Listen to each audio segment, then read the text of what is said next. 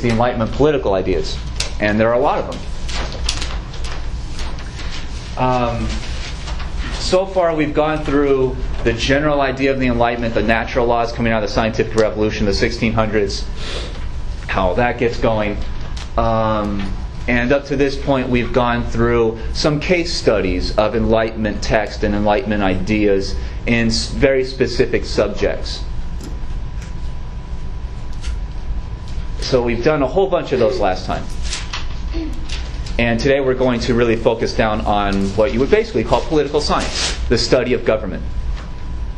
And we're going to talk about 4 specific books that are all heavily involved in politics and become 4 of the most important books written during the Enlightenment and have a dramatic impact on the rise of revolutions against kings after the Enlightenment ends, including the American Revolution. So again, remember down here at the bottom, the attempt at finding the natural law that drives the creation of governments, in this instance, how they exist, how they evolve, what kind of government powers are created, and how they really operate, what they do. This is the driving focus of a lot of these books, just as books on biology or geology or art, gender relations, are trying to figure out the natural laws of human interactions, to figure out how the system works, and then once you know how the system works, you may be able to change it, make it better.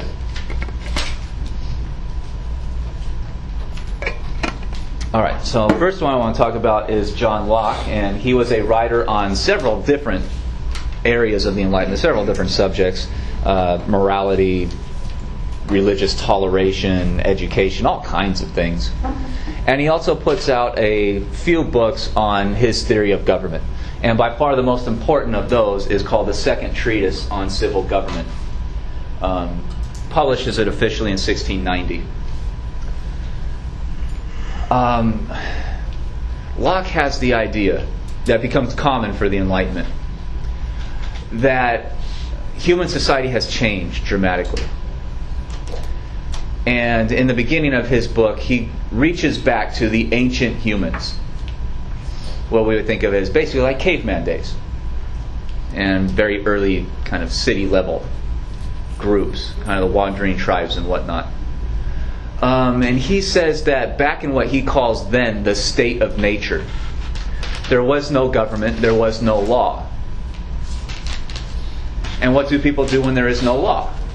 When they're not afraid of being punished for what they're doing? Yeah, they do crazy stuff to each other. They attack each other. And he said that human society in that circumstance, in the state of nature, is usually ruled by warlords. People who have somehow accumulated money or food or something to pay soldiers to work for them. And in doing that, they raise their own private little armies and they attack whoever they want. The neighbors attack neighbors. So if you have a farm somewhere out there in Europe or really anywhere in the world, your neighbor or anyone traveling through the area can attack you and kill your whole family, and take your daughters and take all your property and take control of your farm and all your food. They can do that whenever they want, because there's nothing to stop them. The only thing that would stop them from doing it is your ability to defend yourself. So his so-called state of nature is basically the strong rule the weak, the rich rule the poor, and if you can get away with attacking someone, you do it. Because people are greedy and violent and impatient at their core. So he says that the state of nature is pretty unstable. Most people in the world living in a state of nature live in a system of perpetual fear. Because you never know when the attack's going to come. They can hit you in the middle of the night. Basically, you never know when which day is going to be your last. You can die any day because there's no guarantees that there's nothing to stop other people from attacking you. As long as they can get away with it, they'll try it. So he says this state of nature is really bad for most people. It's good for the very, very few who have amassed enough power to defend themselves, but they're the ones that are usually going off and hurting most of society through one brutal way or another. So Locke and other Enlightenment leaders will come to the conclusion that the state of nature is a pretty bad thing for most people in society. So he defined the evolution of human government as a step-by-step process to take away the threat of, everybody against everybody, basic anarchy, chaos. He says that laws start coming about, and he says that law is a combination of nature, which is the natural inequalities of people. Some people run faster and are stronger, they hit harder, smarter, they can accumulate enough money to resist or to fight. He says there is a natural inequality amongst people by birth, an inequality of talents and strengths.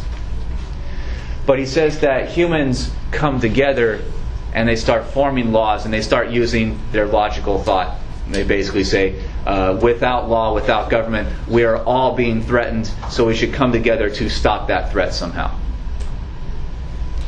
And he says that this is where people come together in communities and they create government. Literally, the people living in a territory, a given area, have a meeting and they say, the lack of government, the lack of a police force, and the lack of laws is a threat to everybody. So in our own best interest, we are going to give power to a government to write laws that make it illegal to steal from each other and murder and rape and do all those horrible things that people tend to do to each other when they feel they can get away with it. We create government, we will allow those governors to write these laws and establish a police force to enforce the laws. Therefore, there is the threat of punishment for anybody who chooses to murder or steal or rape or embezzle or whatever else. And Locke says that in doing that, the people of the area give up some of their rights. In this chaotic world, you always had the right to defend yourself, and you always had the right, by default, to attack another person, right? Because no one's going to stop you. Therefore, you have that power. You can choose to attack someone else literally whenever you want. And Locke says that when the people come together to form this government and create these laws and whatnot, people give up a little bit of that power, a little bit of that right to attack everyone else. They give it to the government. They give up that little bit because therefore the laws are going to say you are not allowed to attack each other whenever you want, because that's just too cutthroat and creates a chaotic, unstable society. So Locke says that when the people come together, they do give up that little bit of their rights in order to get the guaranteed protection of all people equally. So Locke says that little bit you give up is like an investment, and the reward you get back from government is much, much, much larger. Does that make sense? And he also says that people choose to do this, and that people, when they give up their rights, they only give up as many rights as necessary to guarantee the equal protection of everyone. They don't want to give up all their rights because that doesn't make any sense. They're looking to protect themselves. So they give up only as much as the government needs to operate. And that's a very important idea. So, questions about that at all? The state of nature, or what he calls the state of civil government eventually. Political government, political society. Okay. Moving forward, he says that these new civil governments should be split between one group that writes the laws, usually what he calls the legislative group, that is coming from the people, the population in general. So the people should have some ability to eventually choose who writes the laws. There's some kind of voting or some kind of similar system. And he says there is another power, another group that should be able to enforce the laws, to execute the laws. So he calls that the executive part of government. Usually a police force, or oftentimes a monarchy, especially in Europe in his time. Almost all of Europe and almost all the world is run by kings at that point. So he's willing to often allow the kings to still be the executive power, but he doesn't want kings writing laws, and he doesn't want the lawmakers enforcing laws. Why is that? He doesn't want them to mix. Any ideas why? Because it's dangerous. Huh? It'll give them too much power. Yeah, it'll give one group way too much power over society, and that's where you get tyranny. When you have very few people making all government decisions. That's where you end up with eventually some kind of hardcore dictatorship that becomes hurtful of the people, harmful of society. So the first part of his book is often a kind of like vaguish history of human political evolution up to his point in the 1600s. State of nature, create the government. And he says that many governments have been corrupted over time when they combined the lawmaking and the law enforcing powers in just one group, and that group just started going nuts with it and started offending the people and harming the people. But he says there's a solution to that when the government gets too powerful or too corrupt. He says that the people, because they came together in the first place to create the government, have the right to revolution. Whenever the people wake up one day and they realize that their government is corrupt, has basically become a dictatorship, a tyranny, if the legislative branch or the executive part are, quote, acting against their trust, which means breaking the kind of contract that, when the people came together, they wrote up this idea that the government only has so many powers to defend the people. When the government starts breaking that deal with the people have the right to get rid of that government and rebuild it or build something completely new. And he specifically says that the government gets really bad when they're attacking, quote, life, liberty, or property. He says that those are the three kind of natural rights that all humans have. As a living person, you have the right to continue living. Nobody should be able to kill you, and government should not be able to execute you unless they can, prove you're guilty of a crime or something. But you should not be allowed to be killed just on any day. You have the right to life, to continued life. And he says that you have the right to move around and talk and do business and form relationships. You have the right to liberty. And you have the right to the property that you own. That government cannot take any of those away. Once government starts doing that stuff, government is now a threat to its own population. And therefore, it's time for the people to make a new deal, possibly rise up against that government, get rid of it. So he has a major right to revolution in his theory. And this is something that the American revolutionaries will pick up on, and they will use as the justification for their revolution against the British monarchy. They will say that the king has become a tyrant and that he is offending the people's rights. So, questions about Locke at all? Nope. Okay. It's a big book, but these are some of the major highlights that especially impact the American Revolution when we get there after the test. Second guy, writing decades later, as Locke is 1690, so this is almost 60 years later this book comes out. So we're skipping ahead quickly into the middle, give or take, of the Enlightenment. This guy's name is Montesquieu. His birth name is Charles de Secondat. He is a Frenchman. So he is living and writing in France. They call him Montesquieu because his father was the big landowner of this region. So he was the baron. He was a kind of feudal lord of this area of France. And his father was the Baron of Montesquieu. So when his father died, this guy inherited that position through feudalism. So he became known as the next Baron of Montesquieu. So in a lot of textbooks, they will just refer to him as Montesquieu.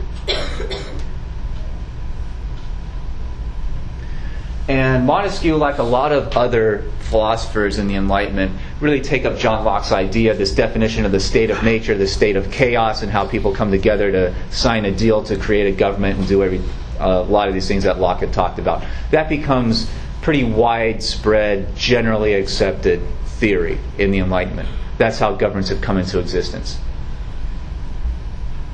Of course, they have a tough time proving it because the first governments, those were ancient governments, the first big cities and empires and whatnot. So their official government documents have basically disappeared since then. But that's the general theory that they operate according to.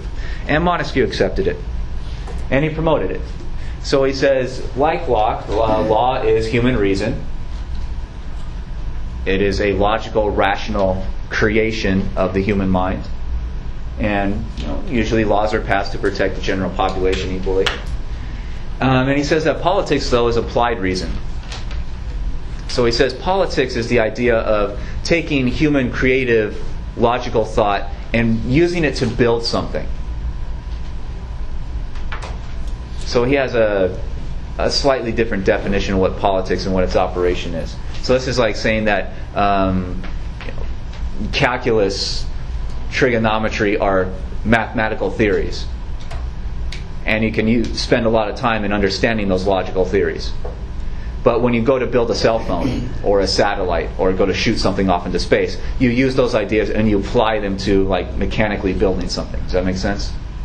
So a lot of the higher level mathematics, they're called applied math or applied sciences. And you'll see that when you get to the university level. So he agrees with a lot of the ideas of freedom and state of nature and all these kinds of things that Locke had laid out. He has a slightly different definition of freedom and liberty, though. In his book, he says that liberty is the right to follow the law. And he appeals to the idea of the state of nature in saying this. He says, in the state of nature, people are always afraid of being attacked before governments existed. So he says the law actually frees you from that fear. It creates systems of law and punishment that give you the freedom of having to worry about being attacked. So he says that laws are the source of liberty, which is an interesting idea when you compare it to a lot of today political philosophy, and politicians say that laws actually take away your liberty. Montesquieu argues something very different. So some different interpretations. Montesquieu, one of his really large contributions, especially to the American kind of idea of what government is going into the Revolution and beyond, Montesquieu contributes the idea that you shouldn't just separate government between the legislative and the executive power, the lawmakers and the law enforcers, but he says there also should be an independent judiciary, an independent court system that is not attached to the lawmakers or the enforcers. And that is where you get really quality and a good civic society, where people have equal access to the courts. Why was he so interested in the court system? Because he is a member of the French government. He is a landowner. So he is given a position in the French government, and he is a judge in the French court system. So he is a kind of political insider that writes this book to also heavily criticize what is going on in France in his own time. He sees France sliding from a very good government in his own lifetime toward being a much worse dictatorship. And he largely writes the book to convince the French people to do something about that. He says the monarchy is getting worse and worse. They're getting much closer to dictatorship than they were when I was a younger person. So he is a kind of political insider, legal insider, that is making these arguments. And he says that a government that runs according to a constitution, where a kind of government document that clearly lays out the kinds of powers that different parts of the government will have, he says those are the best kinds of governments. And he also writes that because France, like Britain, largely did not have a constitution, any kind of written document that lays out government powers and limits. They ran according to tradition and what the king wanted.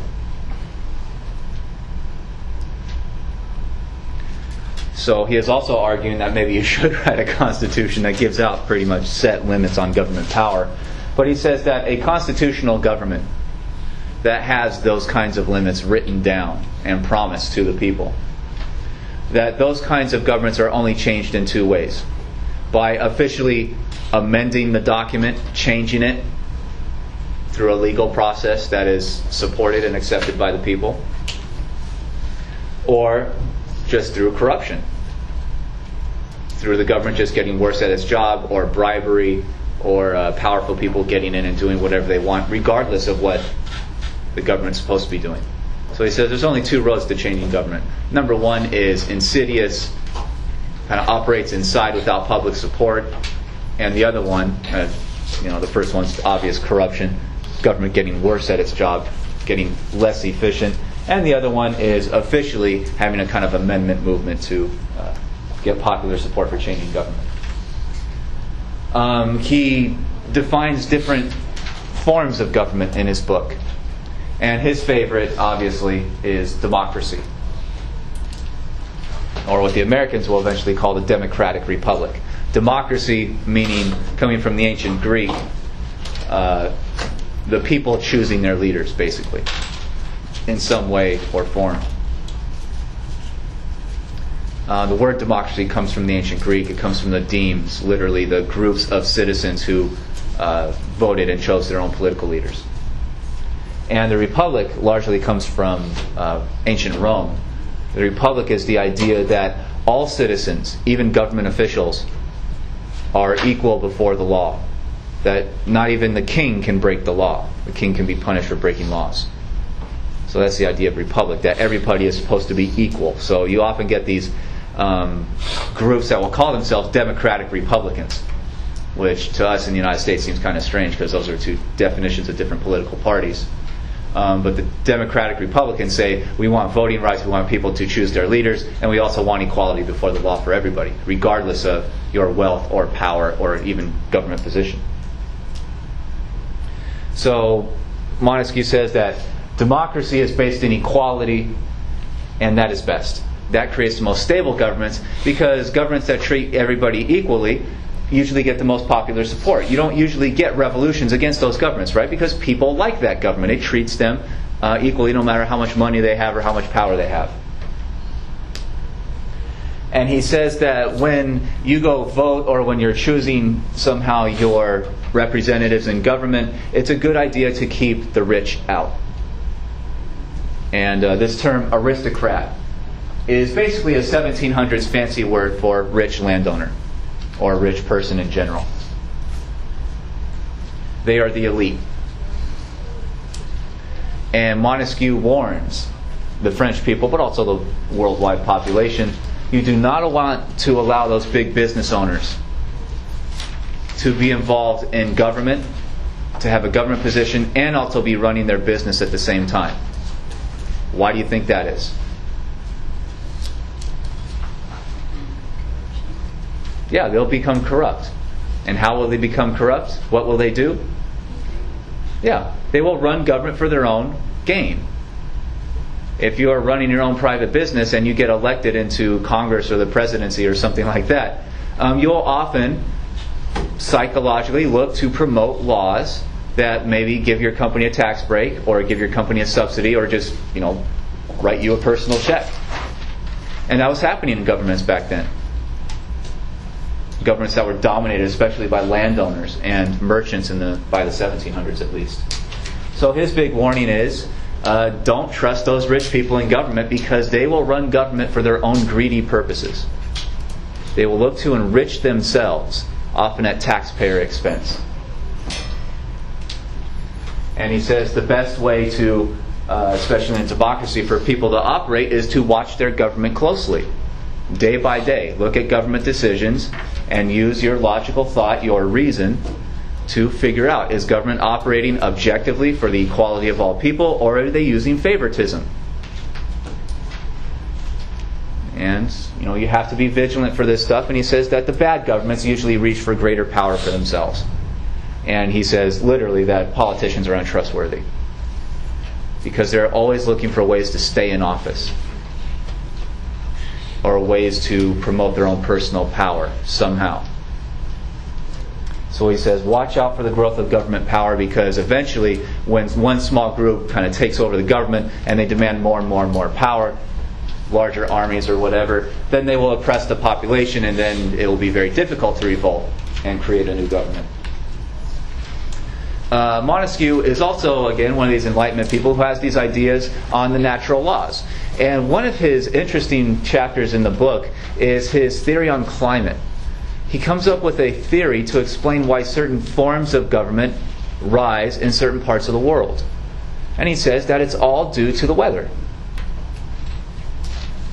He says that democracies, republics usually rise up in small areas because that's where people come together and they can watch their little town government closest, and they can, overthrow that government the easiest because that, little town governments usually don't have giant armies to repress people. And small towns, because they are usually operating according to, an actual group of people in a town can get together in a city hall and debate their laws and ensure that's running well. They usually love their government so much that when they are attacked from outside, they usually defend it themselves. They don't rely on an army or anything.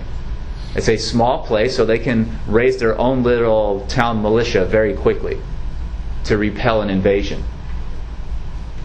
And he says that a lot of small areas, especially in places that are fairly difficult to farm, farmers have to rely on each other to raise enough food for the people to survive. So he says there is a kind of natural equality, a natural support for government that rises up in smaller scale territories. And he says that smaller areas usually create the best democracies. Because if you have a country of 20 million people, they're not going to all be able to meet in one city to decide on laws. They're going to have to elect representatives, and those representatives can be corrupted. So large national governments are often don't often operate all that well because they rely on politicians. He says that monarchies are best suited to warmer areas where people can literally take a bunch of seeds and throw them in the soil, and food just kind of pops up by itself. Doesn't take all that much work. Because that gives farmers and workers a lot of extra spare time where they can sit around and read poetry and get involved in the arts and have closer discussions with the political leadership. And they come to kind of have a brotherly kind of bond with their political leaders, a kind of virtuous respect if you have a monarchy. And he says that monarchies are based on respect, love of the monarch, and the people's general luxury, having enough to provide for themselves and having some spare time to go out and enjoy life. And he says the despotisms, which is the kind of 1700s word for dictatorship, the worst governments usually rise up in places that are cold climates that are difficult to farm. Because that gets the farmers used to having to work a lot to raise enough food to feed people, which means they are used to having a lot of work to do. They are used to a very hard life. And governments often have to push them around to stay in power. And those governments often have to invade their neighbors because if you're in a cold climate where not much food grows, you want to invade a warmer climate to get enough food supply for your population. So he says the worst governments, the dictatorships, often rise up where people have a hard life. And if you're growing up from a small child in that kind of society where people expect to work a lot of hours and be rigidly controlled and pushed around, they come to expect that government's going to be that tough on them.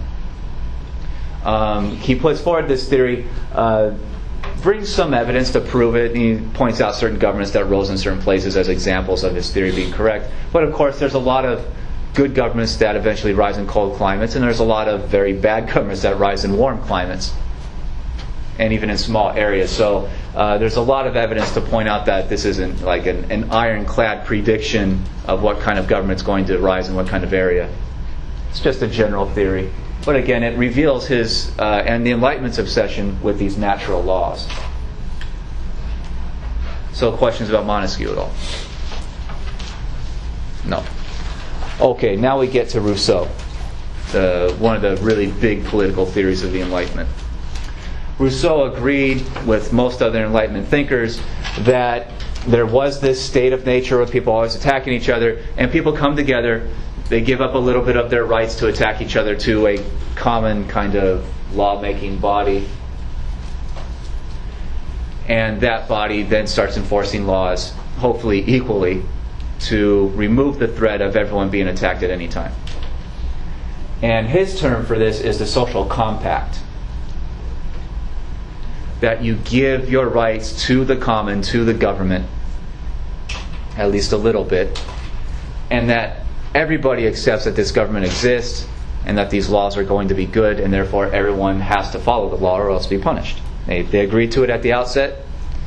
And with Rousseau's idea, and just like with John Locke and others, if you don't like what the government's doing, if you don't agree with this system, you are free to move and go to another place that's not run by this government.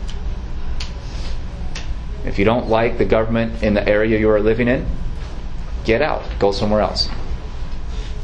Which you often get from wealthy people who have the money and the ability to move to wherever they want to live, but often a lot of poorer people don't.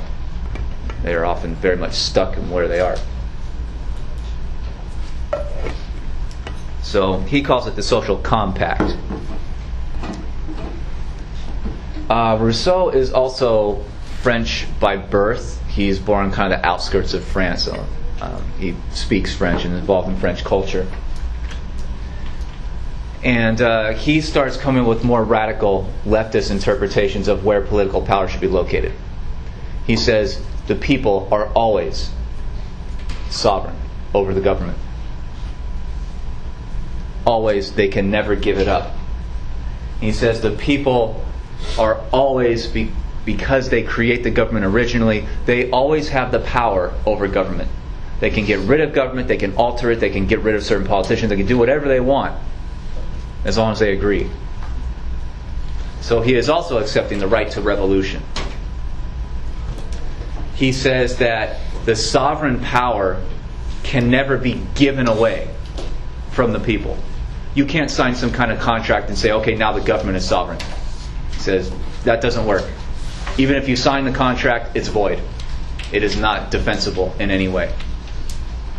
He says the people can never give their sovereignty to a foreign invader. They can be conquered, and that foreign invader may try to establish a new government over them, but they still have the right to revolt.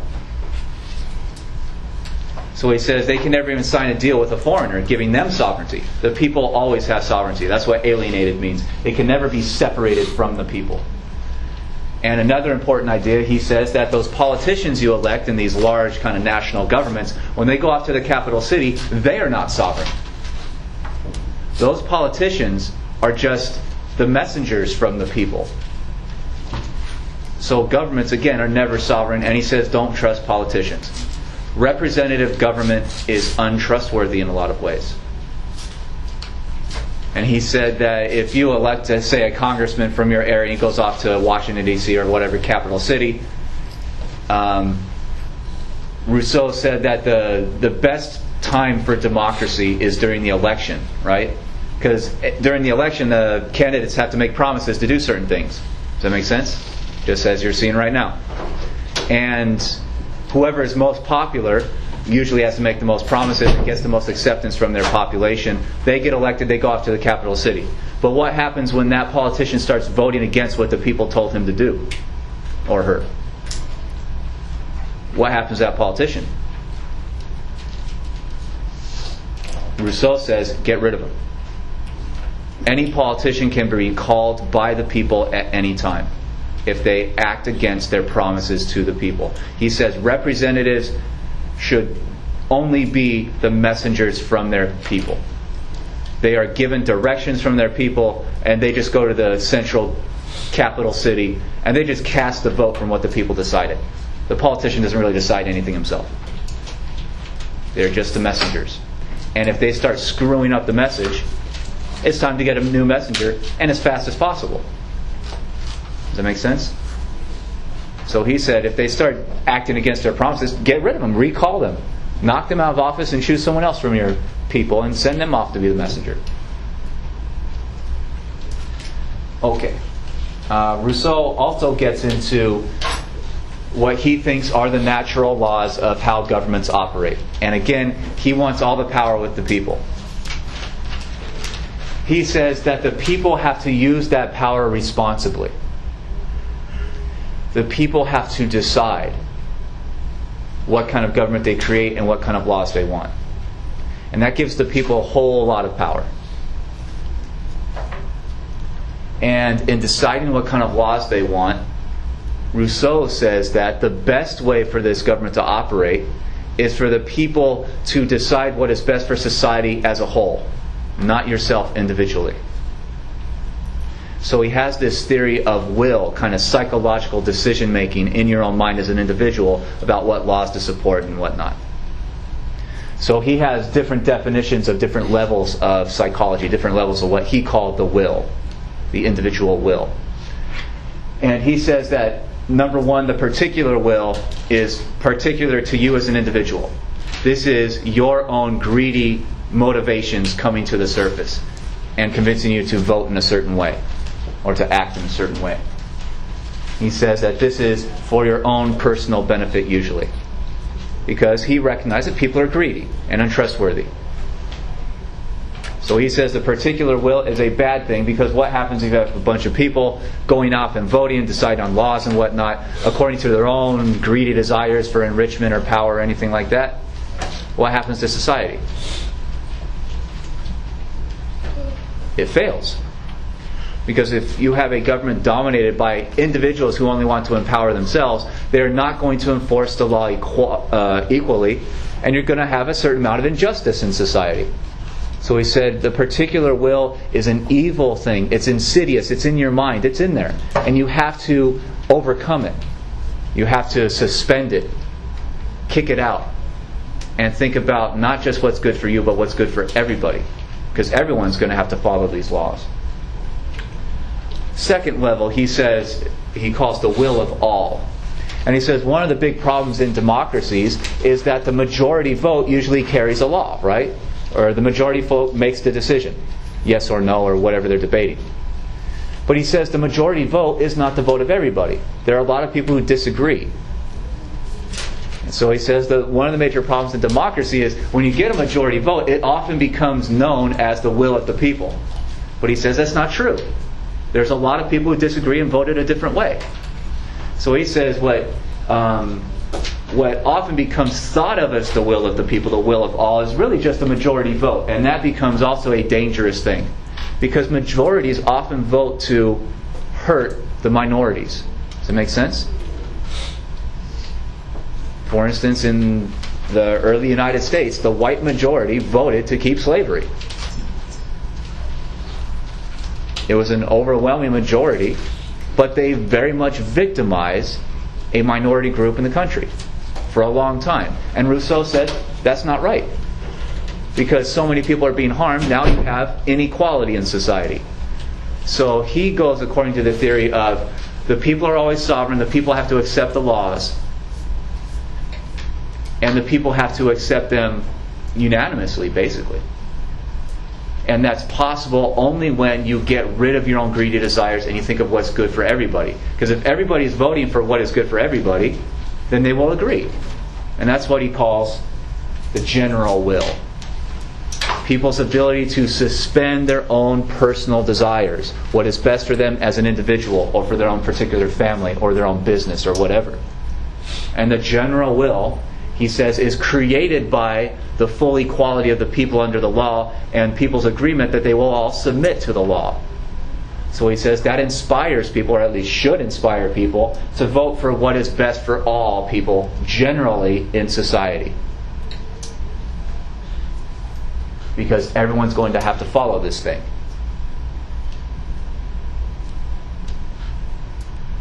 And he says, he wrote in his book, the general will is always correct. Because when people are capable and they actually do get rid of their own greedy desires, when they take the vote for what society should do, that vote is always true. It's always accurate. It always wants what is best for society. So he says the general will is the most reliable form of government in the world, and the most reliable form of government possible. But there's a real problem with this, right? What's the giant problem in this whole theory of will? Not everybody is single. Yeah. And some people will still be that greedy, well, they will convince themselves that certain laws are good for everyone, even though those laws are only good for me. Right? Some people are that psychologically motivated for only themselves. And when the vote is taken, there will often be, you could get like 98% approval for something, and then there'll be those few people who voted against it. So what does he do at that point? At that point, you just have a majority. He says the law still has to go into effect. Because he says that those people who voted against it, against the general will, are self-deceived. Somehow they interpret the proposal incorrectly for what is good for all society. So the rest of society, in passing this law and enforcing it, has to, quote, force those people who voted against it to be free.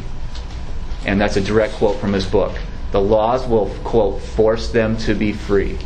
Government will force its own people to be free of their own greedy desires by enforcing the general will. And that becomes a dangerous idea. And ever since Rousseau wrote this, a lot of the major dictators that have risen throughout world history over the past few hundred years have quoted that. Hitler and Stalin said, "I am in power in government because I know what is best for the people. And anyone who disagrees with me has to be dealt with harshly, oftentimes, because I have to force them to be free, to be equal with everyone else." So this becomes a scapegoat, an excuse for dictatorships to rise and justify their power. Stalin thought he knew what is absolutely perfect for Russian society, just like Hitler thought he knew what was going to help German society. Does that make sense? And this becomes a dangerous thing, and will become dangerous even in the first few decades after he wrote it. So questions about his theory of will at all? And this is the major shortcoming of his book. But unfortunately, it's also the focus of the book. He says you can't have democracy without this stuff. And democracy is the best form of government. So in writing this book, and the first line of the book is, men are born free, but everywhere they are in chains. And he wrote this as a diatribe against monarchies. He hated monarchies. And he hated the French monarchy in particular. So he started the book out as a statement against dictatorship and trying to figure out, obviously democracy is better, but how do we guarantee that democracy is actually going to function for the good of society? So he eventually develops this theory that itself will be used as excuses by dictators throughout history, right up to today. So his book has a lot of different ideas, but it has this core kind of problem in it that's inherent in the theory itself. Okay, Rousseau also goes forward, though, and talks about different parts of government, and largely agrees with Locke and the other writers. Says that there should be a division between the legislative power, the lawmaking power. He says that they are the kind of engineers of government. They set it up, they write the laws, and so they give government a direction to move in. And he says that the executives, and he even admits that the executive branches in his own time are all run by monarchies, basically. So he says they are the mechanics of government. They give it force. They use the machine and implement what has been created by the engineers. So pretty basic stuff that a whole lot of different philosophers had already agreed on by this point.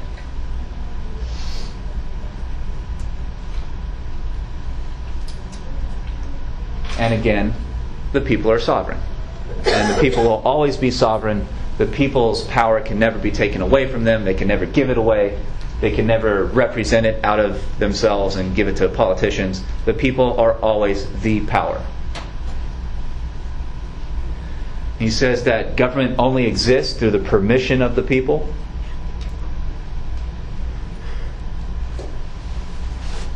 And even when politicians write laws, these representatives write laws, the people have to accept it. It's not like the politicians just write laws and then they go into effect. The people have to, through the general will, accept this law as useful and good.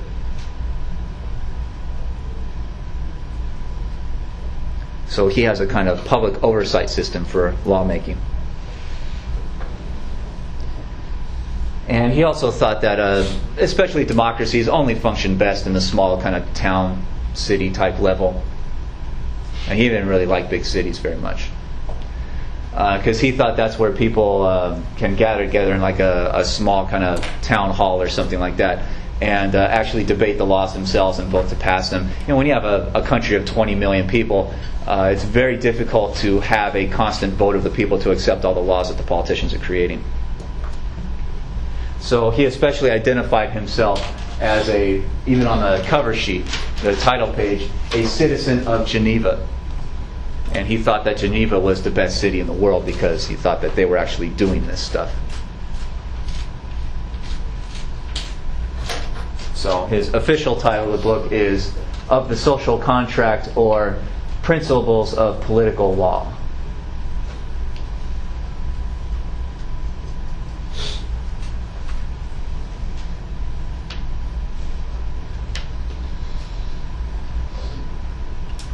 Okay, so continuing with his theory.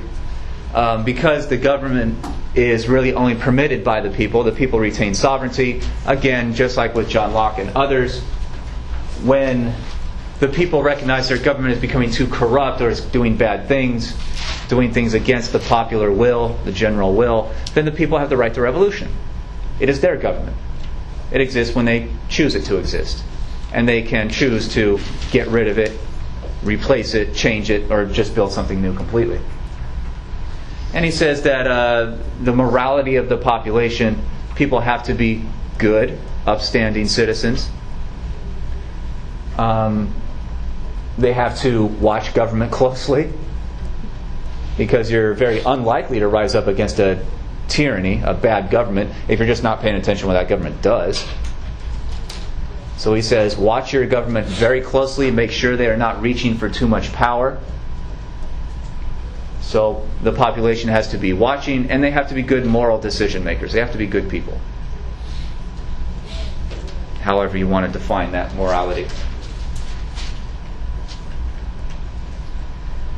And because he's usually talking about the town level, he says when the sovereign comes together, when the people are gathered together in one place, the government ceases to exist. Because you don't need legislators or representatives. When all the people are in the same place, they can make the laws themselves. The general will just kicks in. You don't need politicians at that point. So he says that when the people are assembled, the government ceases to exist, and that governments avoid this as much as possible. Governments do not want their people to be unified or all in one place. They do not want people debating this stuff.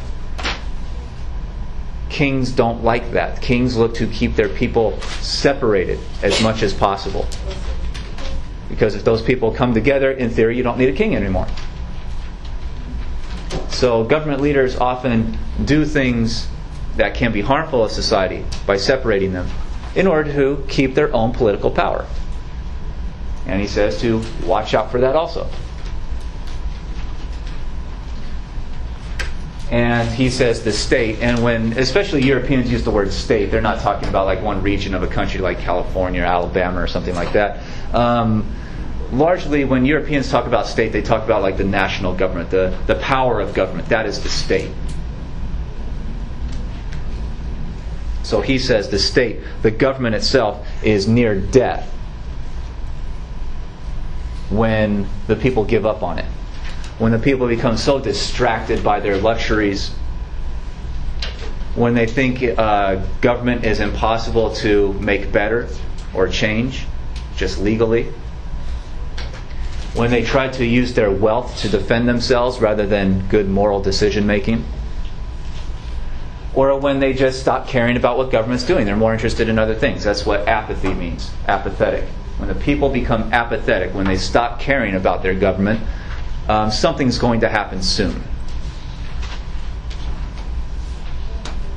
Because that signifies that the government has become so corrupt or so bad that people think it's unfixable. And so they start paying attention to other things. And he says that's the point of crisis, where the government is near death and the sovereign have to do something, and often something dramatic. So questions about any of these? No. Perfect clarity? All right. Another hugely important book coming out of the Enlightenment is Adam Smith's Wealth of Nations, largely written as a defense of capitalism and an attack against mercantilism. And today recognized as one of the most important books ever written on economics. So the first thing Adam Smith does in the book is talk about what he calls the division of labor. To put it very simply, as quickly as possible, before Adam Smith's time, and really up to his point, up to about the early 1800s, all the stuff that was made in society, like the chairs and the tables that you're using right now, the pens and the paper, the clothes, all that stuff was made by workers largely in their own houses, workshop type people. So you would have like one professional table maker who had trained for years with some older person who had been making tables for a while. There would be one guy kind of in his garage, in his part of his house, his little kind of studio, his workshop. And he would have all the materials assembled for making the table. So this one guy would, say, get a hold of the lumber to make it, would measure out the pieces, would cut them, would stick them together, would put all the pins and stuff to hold it together, hammer everything together, make sure everything's level, paint it, and then try to sell it. That's all one guy doing every single little task in that production process.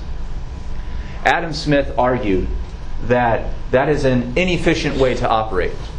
He said if you have 10 guys making tables like that, they may make one table per guy per week, so you get maybe 10 tables a week, because this is a slow process. Adam Smith says instead, if you take those 10 table makers that are separated from each other and bring them together in one workshop and say have one guy get a hold of the lumber, next guy measure out the pieces, next guy do the cutting, next guy do the hammering, putting everything together, next guy doing the leveling, next guy doing the painting, and he just moved the people around it. They can produce more tables faster than the 10 of them can do individually. So you go from 10 guys making 10 tables per week, separated from each other, to, depending how fast they are, they can make 100 tables per week. Does that make sense? So it's a very early form of what we today think of as like the assembly line process of production, where each person or group has one small task that they do over and over and over again. Just that one thing. And therefore they become very fast at it, very good at it, and they don't have to move around very much. They don't have to spend time going from one aspect of production to another, or picking up and putting down different tools. So they produce goods faster. And what happens when a company that has all these table makers starts massively increasing the amount of tables made and they start selling them in society? What happens to the price of tables? Goes down. Supply and demand kicks in. If you have a lot more tables now being sold, the price of each individual table goes down. Therefore, the company that does this first is making more tables. They can afford to sell their tables for less. Therefore, that company makes a lot of money. They Walmart each other, basically. They get into price competition. And he says the more money that one company that starts doing this makes, the more table makers they can hire. The more resources they get, so they produce even more tables. And he says that eventually this is a self-perpetuating cycle of increased production and lower cost, which he says will change society. And toward the end of this theory, he predicts that eventually machines and other kinds of scientific inventions will take over the production process and do it that much faster. So he predicts, in this theory, largely the Industrial Revolution in just the first part of the book. Does that make sense? Therefore, his work is held up as a great defense of industrialization and what we today call capitalism. A lot of the book is written against mercantilism as an attack. He says mercantilists are often monopolists. Monopolists are bad for the economy. Because monopolists, if a company gets monopoly power in a given market, if there's only one place you can go to buy a shovel, if you need a shovel, and there's only one person selling shovels in your town, you have to go buy a shovel from that person. You have no choice. And what do those sellers do? They jack up the price as high as they possibly can, because they know if you don't have any other option, you will pay whatever it takes to get that shovel if you really need it. So Smith argues that monopolies are bad for buyers because they pay more. He even says it's a tax on the people, and a hidden tax. So Adam Smith always wants competition. Many companies selling similar goods in society. If you have 10 different companies selling shovels and you need a shovel, you can compare prices. And they Walmart each other, which means they get into price warfare, which drives prices of individual shovels down. And that's good for buyers. Same thing is true for workers. If you are a shovel maker or a table maker, and there's only one table making company that you can work for, that company can pay you very little because that's the only place you can go to get a job. Right? You're desperate. So monopolies tend to drive wages for their workers down. And Smith says the best solution for that is competition amongst many companies. Companies want to hire the best workers. Therefore, they have to offer higher and higher amounts of money to get the best workers to work for their company rather than one of their competitors. So he says monopolies are inherently bad for prices and bad for wages. Competition is the source, the best thing about capitalism. He says that apprenticeships and eventually which are basically like guilds, early forms of unions, are also bad for society because they restrict the movement of labor from one town, one area to another. And sometimes even restricts the movement of goods. And restricts the amount of workers being allowed to do certain jobs. So he says that the apprenticeships, the guilds of his time, actually harm the economy.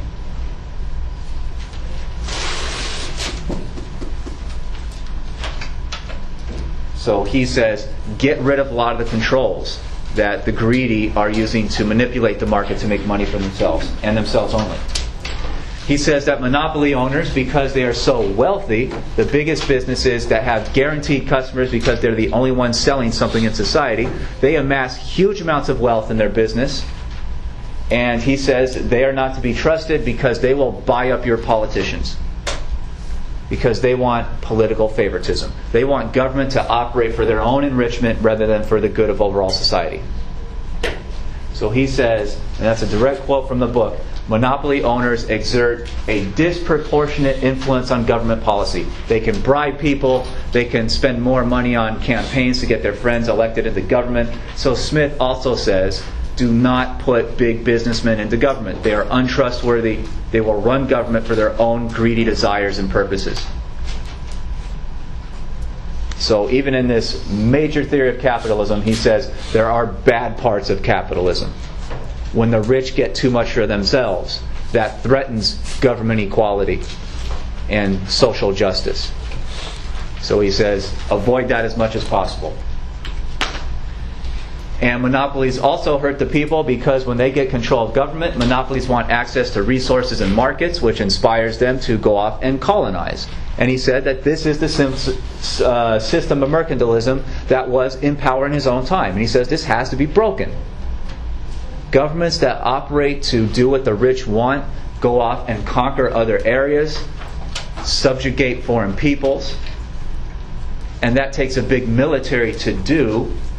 So taxpayers pay for the military, so that often demands a rise in taxes and the creation of a larger army or navy to keep control over these places. So he says that it's the poor and the common people who actually pay for this stuff by being the soldiers and paying for the army to be enlarged and to conquer all these places. And he says that, the average people don't get any major benefit usually from this colonization. It's only the rich. So he says the rich are taking the profit and the people are paying the cost. So again, he says, don't put monopoly owners or big businessmen into government because they're going to do this stuff.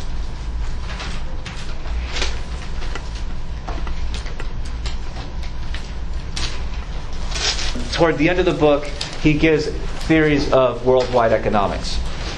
And he says that Europe entered a new era of kind of world economic reality with the major explorations, discoveries, and conquests, especially the New World and India and whatnot. He says that the mistake was that the Spanish largely went in and just started sucking the valuable materials out of those places to enrich themselves. And he said it worked in the short term, but eventually they took so much gold out they destroyed their own economy through inflation and whatnot. But he says the longer term importance of the New World discoveries is not that you found places that had a lot of gold that you can take advantage of, but you found places with a lot of people. And when Europeans discover millions and millions and millions of more people throughout the world, they discover that now they have millions of more customers, or at least potential customers, which he said inspires European companies to start the division of labor, to start bringing workers together to make more tables, to make more clothes, because now you have all these millions of more customers throughout the world that you can sell stuff to. So make more faster. And the best way to make more faster is to go into the division of labor, which starts the self-perpetuating cycle of enrichment in society. The drop in prices, the rise in wages, and the production of more consumer goods. So he says the countries that do this first will jump ahead economically and be the world powers. And they were. So a lot of this comes true. What does he want government's role to be in all this? He says government should not really intervene in the economy. He says the economy should be allowed to run by supply and demand. And his big quote is the freedom and liberality of the market, which is basically supply and demand. He says it will reach an equilibrium that is basically stable between the costs and the benefits, the buyers and the sellers. They'll start to agree on prices as they continually negotiate and agree on wages and whatnot. So this is where you get the famous statement about the invisible hand of the market is what should really run economics. Even though he also warned against monopolies. So you have also a contradiction in there. Last piece I want to go over real fast. He says, what should government do? He says government has three major jobs, three major functions in society. Number one is obvious. Defend the country, the people against foreign invasion. Number two is just as obvious and comes out of a lot of the political philosophies we already talked about. The government's next major responsibility is to not just protect people from outsiders, but to protect people from each other, other citizens in the same country under the same government. And that implies the equality under the law. So protect each other's freedoms, property, liberties.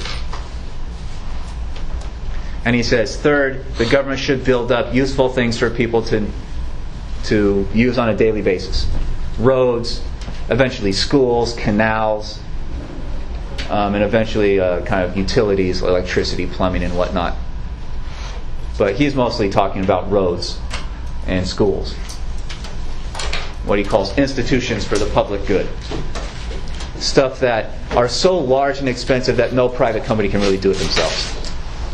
And in giving government the power to do this, the people control government systems through voting, hopefully.